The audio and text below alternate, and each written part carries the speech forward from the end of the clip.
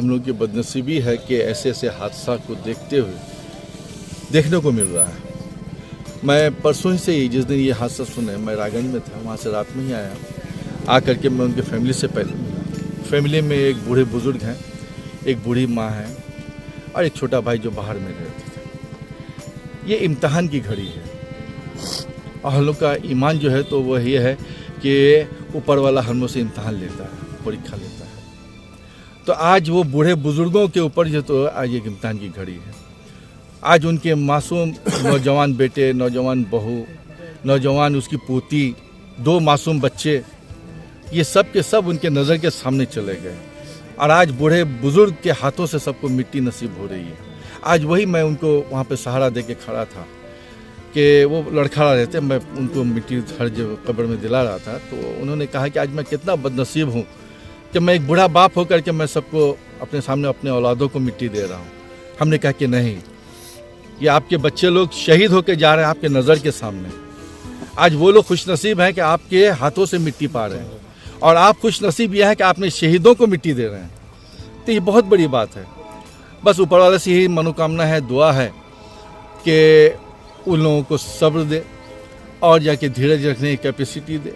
रहा सवाल कि हम लोग जनप्रतिनिधि हैं, घर घर के एक सदस्य हैं, मेंबर हैं। हम लोग सभी कोई जनप्रतिनिधि जितने भी हैं हम लोग उनके पास में खड़े हैं। उन्हें हमने कहा कि एक औलाद चला गया कोई बात नहीं है, लेकिन आपके पास यहाँ पर जिला परिषद का भी औलाद खड़ा है, पंचायत समिति भी खड़ा है, ग्राम पंचायत का भी औलाद खड़ा है, प्रधान भी खड़ा है, सभी कोई आपके पास खड़े हैं। आप जो है तो अपने आप को कभी अकेलापन महसूस मत कीजिएगा और हर वक्त जब भी चाहे हम लोग को याद कीजिएगा। जावेद आपके पास हमेशा खड़ा रहेगा, यही आश्वासन हमने दिया है और एक अपील भी किया है हमने कि सरकार की तरफ से जहाँ तक जो कुछ भी होगा उनको अपना असेसमेंट देने की कोशिश होगी। दूसरी बात यह है कि आप लोगों को भी मैं देख रहा हूँ कि आप लोग ये सोशल मीडिया को लेकर के परसों से आप लोग जुड़े हुए हैं। सुबह कहिए, रात कहिए, दोपहर कहिए। आप लोगों के ज़रिए से मैं अपने उन भाइयों को एक अपील पहुँचाना चाहता हूँ जो लोग हमारे घर बाड़ी छोड़ के बाहर में जाकर रोज़गार कमा रहे हैं, अपने आप को वहाँ पर सेटल किए हुए हैं।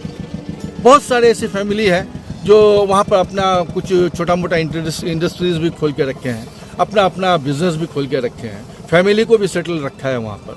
तो बहुत सारे ऐसे बच्चे हैं जो पैसे ज़्यादा खर्च ना, एक्सपेंस ना करें, इसको लेकर के वो लोग एक तो बॉन्डेड एक एरिया ये करते हैं कि एक रूम ले लेते हैं, उसमें अपने फैमिली को रखते हैं, उसी में किचन का भी अरेंजमेंट होता है, उसी में जो तो तरह तरह का अरेंजमेंट होता है। तो ये गैस है, गैस का व्यवहार तो आज सब कोई कर रहा है। तो ये गैस सिर्फ गैस खाना बनाने के लिए नहीं है, ये गैस जो है तो वो एक इंसान की फैमिली को उजाड़ करने वाले भी ये गैस कहलाते हैं। आपने देखा होगा भोपाल का कांड लेकर के, अभी तक वहाँ की जो नस्लें होती हैं तो वो ठीक सही से सलामत नहीं होती हैं। तो ये गैस से हमेशा सतर्क रहना चाहिए। वो आप एक रूम रखते हैं, उसी में एक ऐसा कुछ अलग कर दीजिए ताकि किचन का पोर्शन एक अलग हो जाए, रहने का एक अलग हो जाए, ताकि कुछ भी हो तो किचन तक ही महदूद रहे। अब एक रूम में इस तरह का अरेंजमेंट था जिसकी वजह से पूरे आग का वो लोग शिकार बन गए। तो हम उन सारे नौजवानों को कहते हैं, जितने भी मेरे भाई इस इलाके से बाहर हैं, वो लोग कम से कम बाहर रहते हैं तो अपने आप को भी हिफाजत में रखने की कोशिश करें, सतर्क रहें और ऐसे चीज़ों से अपने आप को बचा कर रखें। एक सवाल आपसे और भी पूछेंगे, कह सकते हैं कि ये आग जो है it's a very good master, it's a bad master if it's not in control.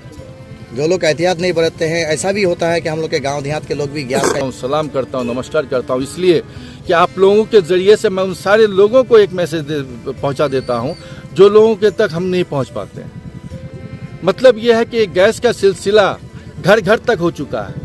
ये गैस का हादसा पूरे इलाके में देख लिया कि आज क्या से क्या हो गया। कम से कम अपने अपने घरों में माँ बहनों को ये बता दें कि गैस से बचना कैसे है, गैस को इस्तेमाल कैसे करना है, गैस का लीक होने से क्या हो सकता है। आज थोड़ी सी लीक हो गई तो पूरा एक फैमिली चला गया। तो इन चीज़ों से हम लोग हमेशा देखें कि जब भी गैस का इस्तेमाल करें, इस्तेमाल करने के बाद जब हम ऑफ करें तो सिलेंडर के नीचे जो एक होता है ऑन ऑफ का, उसको भी वो बंद रखें। और गैस स्टार्ट करने से पहले कम से कम गैस अगर लीक होता है तो उसकी एक बदबू आती है, स्मेल आता है, तो उसको जलाने से पहले कब सोच ले कि मतलब कोई स्मेल तो नहीं आ रहा है। अगर कोई स्मेल आ रहा है तो गैस के आगे पीछे में पूरा जांच कर लें। हम सबों को एक होशियार होना ज़रूरी है। अगर नहीं लापरवाही में रहेंगे तो घर घर इस तरह का हादसा होता रहेगा। मैं आप लोगों के ज़रिए से ये मैसेज मैं सबों को घर घर पहुंचाना चाहता हूँ। बोल रहे हैं बड़ी लड़की इसरत का आज निगाह था, इस विषय में आपके पास क्या जानकारी है, क्या है? देखिए, इस बात को तो सुनकर दिल फटता है भाई साहब। जिस लड़की के हाथों में मेहंदी लगनी चाहिए था, आज वो कफन ओढ़कर मिट्टी का सुपुर्द हो गई। जिस लड़की को आज अपने शोहर से नाता जोड़ने के लिए जोड़ी बनाना था, लेकिन अल्लाह ने ऐसा किया कि उस जोड़ी को नापसंद किया और कब्र के साथ उसको जो है तो जोड़ी बना दिया। इससे बढ़कर और क्या हादसा हो सकता है। পানিপথে এই এলাকার জাগির বস্তি এলাকার একই পরিবারের আব্দুল করিম এবং তার পরিবারের 6 জন একই সঙ্গে অগ্নিদগ্ধ হয়েছে। কখন এসে পৌঁছলো আজকে বডি? ওরা তো রাত্রেই পৌঁছেছিল। আমরা ওকে বলেছিলাম যে ওটা সরাসরি বাড়িতে না নিয়ে আসছে। 6টার সময় আমরা বাড়িতে নিয়ে এসেছিলাম। ওখানে 1 ঘন্টা রাখার পরে তারপরে আমরা কবরস্থানের এই মাঠে নিয়ে চলে এসেছি। খুব খুব দুঃখজনক ঘটনা, খুব বেদনা, মানে আমাদের মনে বেদনা। আজকে এই এলাকায় শোকের ছায়া, মানুষ মানে কি বলবেন, এখানে এসছে মানে বেদনা নিয়ে এসছে। 6টা ডেড বডি এখানে আনা হয়েছে। সুলতান সাহেবের ছেলে করিম, ওর ওয়াইফ, 2 মেয়ে। আজকে একটা মেয়ের আবার ছিল নিকার ডেট ছিল, আজকের ডেটে 2 ছেলে। কি করে এরকম হয়ে গেল, অগ্নিদগ্ধ হয়ে মারা গেল, আমরা ভেবে চিনতে পারছি না। কিন্তু মানে মুখ থেকে কথা বেরোচ্ছে না যে কি বলবো। 6টা জানাজা আমরা পড়লাম, এক এক করে মৌলানা সাহেব এখানে করলেন। এত বড় একটা জামাতের মধ্যে দিয়ে এলাকার লোক বিভিন্ন জায়গা থেকে ছুটে এসছে। আমরা আমাদের তরফ থেকে, আমি ব্যক্তিগতভাবে এবং আমাদের পার্টির তরফ থেকে, টিএম সর্বভারতীয় তৃণমূল পার্টির তরফ থেকে আমরা সুলতান সাহেবের কাছে গত পরশু দিন থেকেই ওনার পাশেই আছি। গতকাল ওই দিন আমাদের জেলা প্রেসিডেন্ট কানাইয়ালাল আগরওয়াল মহাশয় এসেছিলেন, আমাদের ব্লক প্রেসিডেন্ট জাকির সাহেব এসেছিলেন, আমাদের গতকাল আমাদের ক্যাবিনেট মিনিস্টার রব্বানী সাহেবের সঙ্গে আমিও এসেছিলাম, উনি এসেছিলেন, আমাদের বিভিন্ন কর্মকর্তা যারা আছেন ওরা এসেছিলেন, আমাদের নেতৃত্ব এসেছিলেন। সে আমরা করেছি, সুলতান সাহেবকে আশ্বাসন দিয়েছি যে আমরা আপনার পাশে আছি এবং মামাটি মানুষের সরকার আপনার পাশে আছে। রব্বানী সাহেব আমাদেরকে নির্দেশ দিয়ে গেছেন যে কখন দফন না হওয়া পর্যন্ত আমরা যেন ওনার বাড়ির পাশে থাকি, ওনার সুলতান সাহেবের সঙ্গে থাকি। আমরা ছিলাম। রাত্রে ডেড বডিগুলোকে আনা হয়েছে, সকালে এখানে আনা হয়েছে, পরবর্তীতে এখানে কবরস্থানে নিয়ে আসা হলো। এখন আমরা এই জানাজার পর এক এক করে আমরা ওখানে দফন করব, নিয়ে যাচ্ছি সেখানে। মানুষের ঢল, মানুষ বিভিন্ন এলাকা থেকে বেদনা নিয়ে। বলছি জাকির স্যার, যারাই শুনছেন তারাই আসছেন এই ঘটনা, দুঃখজনক ঘটনা শুনে। অবশ্যই এরকম তো হয় না। নর্মালি একজন লোক মারা যায় একটা গ্রামে, হঠাৎ করে 6 জন, তাও আবার নর্মালি না। মানুষ মানে নিজের তাগিদে বাইরে, নিজের টেকনিক্যাল তাগিদে বাইরে গেছিল, সেখানে মানুষ সুখের তাগিদে গেছিল যে না আমার পরিবারকে হেল্প করব।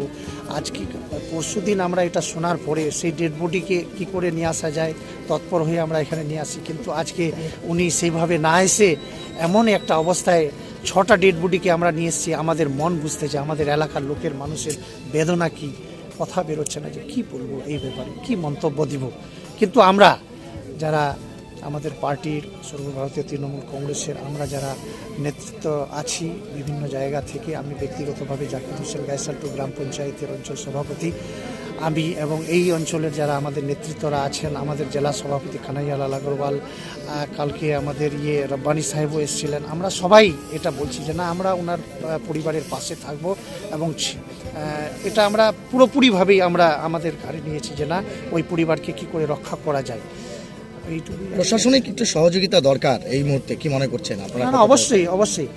এসডিও সাহেবকে আমাদের রব্বানী সাহেব, আমাদের মিনিস্টার সাহেব ফোন করেছেন এসডিও সাহেবকে, এবং প্রশাসনের মাথায় কথাটা আছে, প্রশাসনকে বলাও হয়েছে। এবং আমাদের কি বলছে মামাটি মানুষের সরকারের তরফ থেকে রাজস্থানের যে গভর্নমেন্ট আছে তার সঙ্গে যোগাযোগ করা হয়েছে, ওখানকার এসডিওর সঙ্গে যোগাযোগ করা হয়েছে, ওখানকার থানার আইসির সঙ্গে যোগাযোগ করা হয়েছে, কি করে এদেরকে সেই একটা করে দেওয়া যায়, ফায়দা পৌঁছিয়ে দেওয়া যায়, সেটা ব্যবস্থা করছে আমাদের সরকার, ব্যবস্থা করছে। আমরা যারা লোকালি আছি আমরা লোকালি আমাদের পাশে আছি। ঘটনা প্রথম আপনার গ্রাম পঞ্চায়েত এলাকায় জাগির বস্তিতে এখানকার যিনি আব্দুল করিম এবং পরিবারের আরও 5 জন তারা পানিপথে হচ্ছে অগ্নিকাণ্ডের ঘটনায় তাদের মৃত্যু হয়েছে। এই মুহূর্তে তাদের বাদে জানাজা তাদের মাঝে মাইয়াতের যাদের এখানে কবরস্থ করা হলো, এখানে তাদেরকে হচ্ছে খবর দেওয়া হলো। কি বলবেন এই এলাকার প্রধানের প্রতিনিধি হিসাবে? এই ঘটনার বেদনা সারা এলাকায় ছড়িয়ে পড়েছে। এই ঘটনার বেদনার কথা মানে বলার মতো সাহস হচ্ছে না যে কি বলা যায়। ওই পরিবারটা, সারা পরিবারটা, সমস্ত পরিবারটাই শেষ হয়ে গেল। একজন বৃদ্ধ মা, একজন বৃদ্ধ বাবাকে ছেড়ে রেখে সারা পরিবারটাই শেষ হয়ে, ওরাই কামাই করে বাবা মাকে খাওয়াতো। এখন আর ওর বাবা মার কোনো উপায় থাকলো না, কোনো রোজগার থাকলো না। এই পরিবারটা পর্যায়ী শ্রমিকের কাজ করতো। এরা অন্য স্টেটে গিয়ে, অন্য জায়গায় গিয়ে পরিবারকে পালন করতো, বাচ্চাদেরকে পড়াশোনা করাতো, মা বাবাকে খাওয়াতো। কিন্তু এরকম একটা অঘটন ঘটলো যে সারা সমস্ত পরিবারটাই চলে গেল। পঞ্চায়েতের পক্ষ থেকে আপনারা কিভাবে পাশে থাকছেন? পঞ্চায়েতের পক্ষ থেকে সেদিন থেকেই আমরা, যেদিন থেকে জানতে পেরেছি সেদিন থেকেই আমরা সাথে রয়েছি, সহযোগিতা করতেছি। এবং আমাদের উপর লেভেল থেকে জেলা সভাপতি এবং ব্লক সভাপতি, মন্ত্রী সাহেব, আমাদের উত্তর দিনাজপুরের গোলাম রাব্বানি সাহেব, ওনারা সবাই এসছেন। এসডিও সাহেব এসেছিলেন, বিডিও স্যার এসেছিলেন। আমরা পঞ্চায়েত প্রধান, মেম্বার, সমস্ত গ্রাম পঞ্চায়েত এদের পাশে দাঁড়িয়েছি। আজকে অন্তিম সংস্কার করলাম। এরপর আমরা দেখতেছি কতদূর আমরা কী সহযোগিতা করতে পারি। আমরা অবশ্যই এই পরিবারের পাশে আছি, থাকবো। ঠিক। শোনা যাচ্ছে যে ওনার মেয়ের নাকি আজকে নিকাশ ছিল। আজকে নিকাশ ছিল, আজকে নিকাশ ডেট ফাইনাল ছিল। আজকে ওর কফন হলো, আজকে এখানে অন্তিম সংস্কার হলো। আর আমি গ্রাম পঞ্চায়েতের প্রধানের প্রতিনিধি হিসাবে আমি আশা রাখবো আমাদের সরকার, মা মাটি মানুষের সরকার, আমাদের বেদনাময়ী সরকার, দুঃখের পাশে দাঁড়ানোর সরকার, আমাদের মুখ্যমন্ত্রী জননেত্রী মমতা ব্যানার্জি যেভাবে সহযোগিতার হাত বাড়ায় এই পরিবারগুলোকে, আমি আশা রাখবো গ্রাম পঞ্চায়েতের তরফ থেকে যেন আমাদের মুখ্যমন্ত্রীকে অনুরোধ জানাবো যে এই পরিবারটার জন্য কিছু সহযোগিতা করে। ইন্ডিয়া থেকে আছে। এটা যে শোনা হলো আজকে 2 দিন আগে যে পানিপথে এরা 6 জন পরিবার চারটে কাজ করছিল, রাত করে গ্যাস লিক হয়ে সকালে চায় বানার জন্য উঠছে যে সেরকম আগুন লাগছে, সবাই মৃত্যু হয়ে গেছে। কল করো। এর জন্য আমরা সবই বিক্ষত আজকে জানাজার নামাজে এখানে আসতেছি। কটার সময় এসছে মৃতদেহগুলো? বডিগুলো কটার সময়? বোটার এটা আসছে 6টার সময় আসছে। সকাল 6টায় পৌঁছেছে। হ্যাঁ 6টায় পৌঁছেছে। ঠিক। অ্যাডমিনিস্ট্রেশনের লোকজন এসে এখানে আজকে তো মিশন एडमिशन। परिवार के 6 आदमी शहीद होते हैं, दुर्घटना के शिकार होते हैं, और आप यहाँ 6 आदमी का जनाजा करवाएं 6 बार में। ये बहुत दर्दनाक हादसा है, क्या कहेंगे? जी वाक़तन बेशक ये दर्दनाक वाक़या है। इन वाक़े के ज़रिए से, ऐसे वाक़े के ज़रिए से तो समझ में आता है कि हमारे जो पुराने, हमारे जो शहदा, हमारे जो साहबे किराम, वो वक्त याद आ गया। खैर उधर मैं न जाते हुए मैं आपको पहचानता हूँ, जब्बार अली भाई, आपसे मेरी मुलाकात हुई थी इस्लामपुर में, आप हमारे इलाके ही के हैं। मैं आपके इस न्यूज़ के माध्यम से, अभी मैंने NSF को भी इंटरव्यू दिया, अभी आखिर में जो आप इंटरव्यू ले रहे थे कि इस इलाके के लिए आप लोग जो है क्या मांग करते हैं, यानी इंडस्ट्रीज एरिया के हिसाब से, तो मैं अपनी जानिब से और इलाके के लोगों के भावना को समझकर, उनके दुख दर्द की बात को लेकर के मैं ये कहूँगा, ख़ासतौर पर हमारे वेस्ट बंगाल सरकार ममता दीदी से, कि इस वेस्ट बंगाल के अंदर भी ऐसी चीज़ हो, ऐसे इंडस्ट्रीज़ एरिया हो कि जिनके ज़रिए से लोगों को बाहर कहीं जाने की ज़रूरत न पड़े। इससे पहले भी बहुत सारी चीज़ें आई गई, मुझे सब मालूम है अल्हम्दुलिल्लाह। मैं किसी की शिकायत करना नहीं चाहता, मैं अपने बड़ों का अदब व एहतराम करते हुए सिर्फ एक बात कहूँगा कि काम से नाम होता है और काम भी होता है। काम करने से काम भी होता है और नाम भी होता है। लेकिन अगर कोई ये समझे कि सिर्फ मेरा नाम हो जाए तो काम नहीं करके नाम भी नहीं होगा, काम भी नहीं होगा। लिहाजा काम से नाम होता है और काम भी होता है, और नाम से काम भी नहीं होता है, नाम भी नहीं होता है। मैं अपने बड़े जो हमारे रहबर और रहनुमा है, जो MLA MP, नाम नहीं लेना चाहता, जो भी हैं, उनको दुख नहीं पहुंचना चाहिए। मैं भी अल्हम्दुलिल्लाह अल अंसार ट्रस्ट के एतबार से सामाजिक काम में हम लोग रहते हैं। अल अंसार ट्रस्ट पूरे ज़िला उत्तर दिनाजपुर का ट्रस्ट है, रजिस्टर्ड ट्रस्ट है अल्हम्दुलिल्लाह, बाकायदा रजिस्टर बिल्कुल ट्रस्ट है। उसका मैं असिस्टेंट सेक्रेटरी हूँ। उस हिसाब से भी हमने 21 नवंबर में पिछले साल हमने बैनुल मज़ाहिब तमाम मज़ाहिब के लोगों को हम लोगों ने बुलाया था ये धनतोला लाइन होटल के पास। इंसानियत, मानवता क्या चीज़ है, इस मानवता के एतबार से हम लोग बात करते हैं। हम किसी धर्म को सामने रख के बात नहीं करते। खैर, आपके माध्यम से हम ये कहना चाहेंगे कि हमारे इलाके में इंडस्ट्रियल एरिया हो जिसके ज़रिए से इन बच्चों को बाहर जाने की ज़रूरत नहीं पड़े। ख़ास तौर पर एक बात समझने की है कि ये 6 लोग जो इंतकाल हुए, अगर ये इंडस्ट्रियल एरिया इधर होता, इनकी कमाई का ज़रिया अगर इधर होता, तो ये 6 लोग कभी भी एक साथ नहीं मरते। या तो वो काम करते हुए मकान से गिरता, वो एक मरता, या तो मियाँ बीवी मरता, या तो बीवी के साथ माँ बेटी मरती जल करके, शोहर तो बचता, उसका बेटा तो बचता, वो स्कूल में पढ़ने जाता होता। तो इस पर ध्यान देने की ज़रूरत है। बोलने की बातें बहुत सारी हो सकती हैं, लेकिन कहने की बहुत कम होती है। मन में बहुत सारी बातें होती है जो सबको कही नहीं जाती हैं। खैर, आखिर में मैं हरियाणा सरकार से मैं अपनी बात ये पहुंचाना चाह रहा हूं कि वहाँ की जो भी सरकार है, आप इस तरफ ध्यान दीजिए।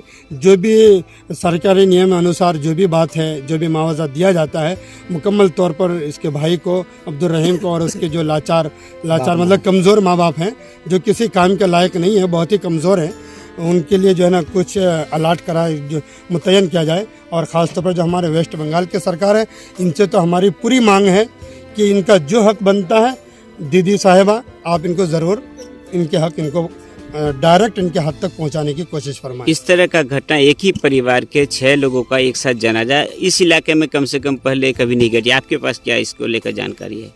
नहीं, हमने कभी ऐसा नहीं देखा है। 6 जनाजा हमने कभी पढ़ा नहीं है। इससे पहले हम जब वहाँ पढ़ते थे यूपी के अंदर, देवबंद के अंदर, वो गाड़ी में कुछ लोग आ रहे थे और उसमें 14-15 लोग जल गए थे तेज़ाब के अंदर। वो पहली मरतबा वहाँ पढ़ा था और दूसरी मरतबा यहाँ हमने 6 जनाजा एक साथ पढ़ा। ये इस इलाके के लिए बड़ी ही ताज्जुब की बात है, बड़ा ही दर्दनाक वाक़या है। इससे हम नौजवानों को भी, बच्चों को भी, हमारे से छोटी उम्र वालों को भी, बड़ों को भी, ये हर धर्म के एतबार से हर एक को तो ये दुनिया छोड़ के जाना है, चाहे मुस्लिम हो चाहे हिंदू हो। आखिरत की हमें तैयारी करनी है और हर एक को सतर्क रहना है कि हमको कब जाना है, उस जाने के एतबार से हमें तैयारी करनी है। और इस न्यूज़ के एतबार से, चूँकि मेरा जो लाइन है औरतों को शिक्षा देने का, जामिया आयशा लिल बनात, ये गैसल स्टेशन के करीब में लड़कियों का मदरसा है, हम औरतों की तरफ ज़्यादा तवज्जो देते हैं, लेकिन इसके पीछे पीछे नौजवान के लिए भी हम बहुत सारा काम कर रहे हैं। इसमें सिर्फ मैं एक बात बच्चों के लिए भी और लड़कों के लिए भी, अपने दोस्तों के लिए भी और अपने बड़ों के लिए भी, अपने बूढ़ों के लिए भी, बुजुर्गों के लिए भी, अपनी माँओं के लिए भी, अपनी बहनों के लिए और अपनी बेटियों के लिए भी मैं सिर्फ एक लफ्ज़ कहूँगा कि आज के इस खुराफाती ज़माने में जिस मोबाइल के ज़रिए से अगर दुनिया तरक्की में पहुंचा है तो तनज़्ज़ुली में भी गया है। तनज़्ज़ुल ये है कि आज इस मोबाइल की वजह से लड़कियां फांसी के फंदे पे जा रही है, लड़का फांसी के फंदे पे जा रहा है, लड़का ये रेलवे ट्रैक पे जा रहा है और लड़का कैसे कैसे मौत मर रहा है। अपने होश को संभाल करके ज़िंदगी गुजारने की ज़रूरत है, होश को खोने की ज़रूरत नहीं है। मैं अपने तमाम भाइयों से यही गुजारिश करूँगा कि अपनी ज़िंदगी को सतर्क रखिए, अच्छा रखिए, अच्छा रखने की कोशिश कीजिए, क्योंकि ज़िंदगी कितने की दिन की है ये तो किसी को मालूम नहीं है। अगर हम अच्छा कर्म करेंगे तो हमारा ये कर्म आखिरत तक याद रहेगा, अगर हम बुरा कर्म करेंगे तो वो भी याद रखा जाएगा। आपका नाम? मोहम्मद जलालुद्दीन कासमी।